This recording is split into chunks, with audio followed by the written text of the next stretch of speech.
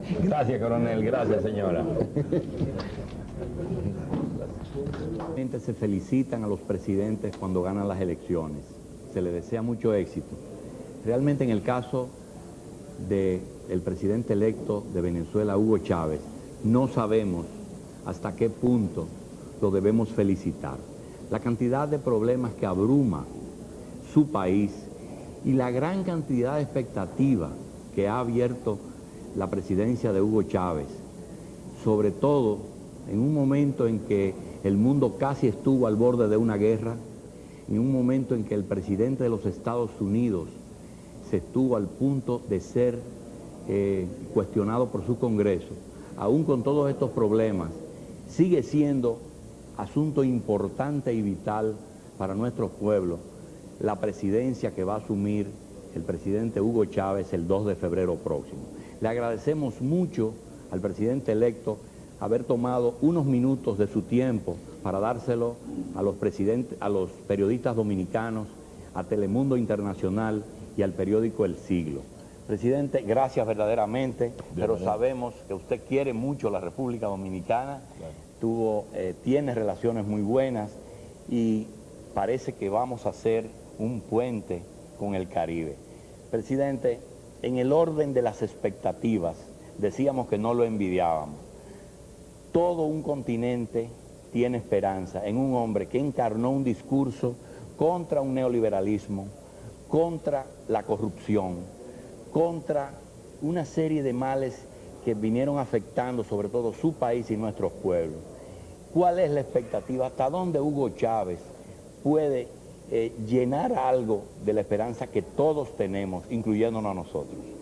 Bueno, en primer lugar, déjame darle por tu intermedio y por tu programa un gran saludo, un gran abrazo bolivariano a todo el pueblo dominicano, a su gobierno, al presidente Leonel Fernández, a todos los pueblos caribeños y a todos los pueblos de esta América nuestra, de cualquier parte del mundo que puedan ver y oír este mensaje de un hombre, de un bolivariano entregado a una causa, a una lucha transformadora en estos días, en estos años de cambios de siglo. Yo oía tu comentario con mucho gusto, hermano, y bienvenido a esta tierra, la tierra de ustedes, la tierra venezolana, la tierra de todos los pueblos latinoamericanos y del Caribe. En verdad, claro, habría que felicitar más bien al pueblo venezolano que ha sido capaz, a pesar de tanta campaña sucia, de tantas perturbaciones, de tantos rumores, un pueblo que supo apreciar, como dice la Biblia.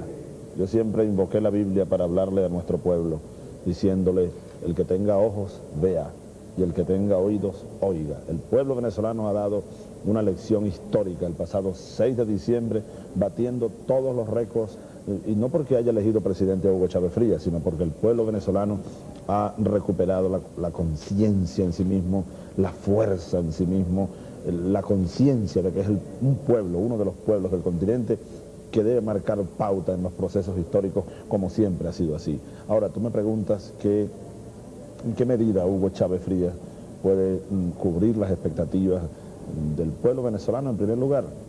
Y si alguna expectativa en torno a mí se ha generado en los pueblos de la América Latina y del Caribe, pues yo lo recibo con mucha humildad en primer lugar. Y llamo a todos entonces, a todo el que pueda oírme, de esta América nuestra, de esta América Latina, de este Caribe nuestro, vamos todos juntos, vamos a impulsar. Yo seré uno de los, vamos a llamarlo así, de los portaestandartes con mayor vigor, y ya he comenzado a hacerlo. Acabo de regresar de un viaje por Brasil, Argentina, Colombia, debo salir dentro de pocas horas hacia México, y también tengo planes para ir al Caribe, por supuesto, a Dominicana, por supuesto, pero haciendo en primer lugar desde aquí, desde esta tierra bolivariana, el llamado a la unidad. Unidos tenemos que enfrentar los retos del próximo siglo. Yo, uno más de ustedes. ¿Qué posibilidad hay de que la camisa de fuerza que imponen todas estas maquinarias internacionales en el orden económico estrangulen a Hugo Chávez y a su programa de gobierno? Y que usted pueda tomar parte y dejar la parte mala. Yo creo que en el mundo se está abriendo una inmensa perspectiva y posibilidad de que podamos nosotros en los próximos años construir y poner a rodar modelos económicos en este caso, y también políticos, adecuados a nuestras ¿Podemos realidades. pensar que habría una tercera posición que usted la lideraría? Sí, nosotros hemos estado hablando Porque de veo que usted habla de una integración agresiva, diferente, sobre todo que vemos que en el mercadeo del petróleo usted quizá haga algunos bloques con el sur que no se hacían tradicionales, es decir, con el cono sur y no con el pacto andino. Es que precisamente por allí iba mi respuesta. En la medida en que nosotros seamos capaces, y yo hago un llamado a todos los líderes del continente, seamos capaces, yo sé que el presidente Fernández coincidimos, lo hemos conversado, en la medida en que aceleremos los procesos de integración real, es decir, en la medida en que podamos implementar o poner en marcha modelos económicos complementarios, por ejemplo, lo que yo he propuesto de hacer, que no es idea nueva, la estoy retomando y dándole vigor nuevo, la idea de conformar Petroamérica, es decir, una alianza entre Petróleos de Venezuela, Petrobras, Ecopetrol y hasta allí, porque hasta allí es donde lo he planteado por ahora, pues en la medida en que nosotros logremos eso, en la medida en que Venezuela se convierta en una bisagra, pero una bisagra de mucha fortaleza, que contribuya a unir con mayor fortaleza económica, social, política, moral incluso, el Mercosur, es decir, la fachada amazónica a través del Brasil fundamentalmente, pero más hacia el sur, la fachada andina a través de Colombia y todos los países andinos, centroamericanos, y la fachada caribeña a través, entre otros, de República Dominicana. Yo siempre he dicho que el eje Caracas-Santo Domingo debe ser un eje de integración de mucha fortaleza hacia el próximo siglo, los próximos años. En la medida en que eso sea realidad, nosotros no seremos aniquilados por ninguna maquinaria. Usted ha tratado de restaurar el beneficio de Venezuela con su recurso natural, que es el petróleo. En caso de que nos afecte el acuerdo de San José, suplirnos petróleo, su modificación de política general, ¿usted estaría dispuesto a hacer alguna excepción con los pueblos que se benefician de San José? La política internacional nuestra en torno a la cooperación con los países centroamericanos y caribeños en el marco del Acuerdo de San José no va a sufrir ninguna modificación que afecte a nuestros hermanos de América Latina, del Caribe, de Centroamérica especialmente. Así que independientemente de la crisis petrolera, de los recortes petroleros, nosotros no vamos a afectar a los hermanos centroamericanos y caribeños en torno a los acuerdos de San José. Hay un acuerdo macro con República Dominicana que no existe, a pesar de todo lo que se habla, no hay un acuerdo macro que se impone. ¿Ustedes están pensando en eso? Claro que estamos pensando en eso, un acuerdo, claro, cuando usted me habla de acuerdo macro en términos yo apenas me lo imagino, habría que ver, pero sí, nosotros planteamos la visión de integración como una visión integral. Quizás ahí coincidimos en el término, una visión macro que vaya mucho más allá del intercambio meramente comercial o económico. No nos basta el intercambio comercial, que se incremente, sí es verdad, pero la integración tiene que buscar raíces mucho más profundas de esa identidad cultural que hay en el Caribe con Venezuela, República Dominicana con Venezuela, la integración en lo moral, ya lo decía yo, la integración en el esfuerzo científico, tecnológico, social, incluso yo he retomado una vieja idea que es muy bolivariana.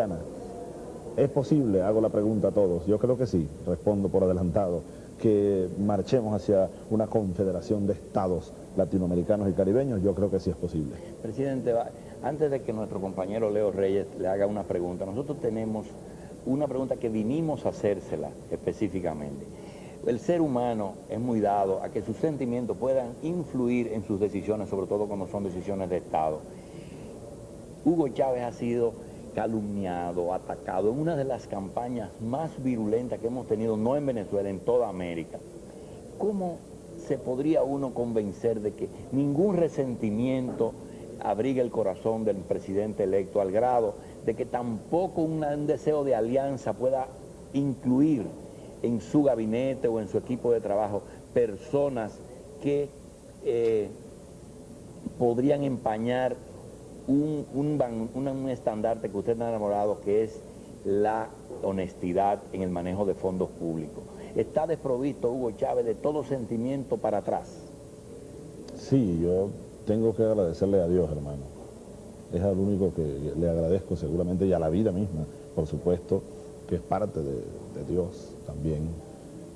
Yo he pasado por tantas cosas, he cruzado tantos desiertos, he estado en prisión rumiando cosas, que ya no tengo capacidad, y gracias a Dios yo me lavé el alma, o Dios me lavó el alma, Yo no tengo odio ni sentimientos de bajas pasiones en torno a nadie, absolutamente a nadie, y ya hemos comenzado a demostrarlo, y lo voy a demostrar con mucha mayor contundencia cuando asuma de manera efectiva el gobierno. Yo en ese sentido soy pues muy cristiano y muy católico cuando sigo la palabra de la Biblia, cuando dice el Eclesiastés: no le respondas a los que te tiran piedras, no le respondas a los faltos de razón ni a los ignorantes.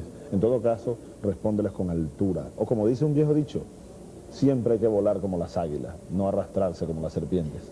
Bien, sabemos que desearle éxito en su gobierno es difícil para un presidente con tantos problemas. Nosotros se lo vamos a desear y vamos a colaborar en todo lo posible para que el gobierno de Venezuela sea un ejemplo para nuestro pueblo en América. A continuación, Leo Reyes. Pero déjame decirte algo, no te pongas pesimista. Yo mire, yo hacía mucho que no venía a Venezuela, presidente. Sí. No le envidiamos en nada. En nada. Usted recibe un país pero con muchos problemas. Sin duda alguna. Y también en todo el continente hay infinidad de problemas. Aquí en Venezuela se han concentrado todos en los últimos años. Pero déjenme decirles a todos que bolivarianos como somos, Simón Bolívar ha sido llamado el hombre de las dificultades. En las dificultades nosotros nos creceremos, el pueblo venezolano, y por eso digo, no por mí, sino porque hay un pueblo que está renaciendo con un gran espíritu, nosotros lo vamos a hacer, ustedes lo van a ver. Bien. Leo Reyes del Siglo tiene algo que preguntar. Leo. Usted habló de que en nada se modificará el acuerdo de San José si afectara a los países signatarios de él, pero ¿hay posibilidad de que se puedan beneficiar de otra manera? Claro que hay posibilidades, no solamente en el marco del acuerdo de San José. Es como hablábamos ya en un marco mucho más global, mucho más integral de alianza y de cooperación. Yo, por ejemplo, ya he manifestado nuestra intención de abrir las puertas y priorizar las inversiones de todos los sectores de inversionistas de la América Latina, del Caribe, en los sectores especialmente productivos de la economía venezolana, acuerdos científicos, acuerdos tecnológicos, impulso social, la lucha contra la pobreza, de muchas maneras, y sería un beneficio mutuo, porque la integración da beneficios a todos, no solamente a un sector, sino a todos los que estemos incorporados a un proceso real de integración.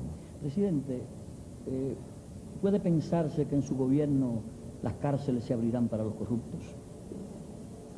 Sin duda alguna que aquí hay que, y por eso el proyecto nuestro de asamblea constituyente, primero hay que, para que las cárceles se abran para los corruptos, bueno, se abran y después se cierren, no permanezcan abiertas. Sí, que tampoco es la idea de llenar las cárceles de gente. La idea, eso será un componente apenas del proceso, pero se trata de un proceso educativo y moralizante en el cual un nuevo poder judicial debe cumplir una labor fundamental.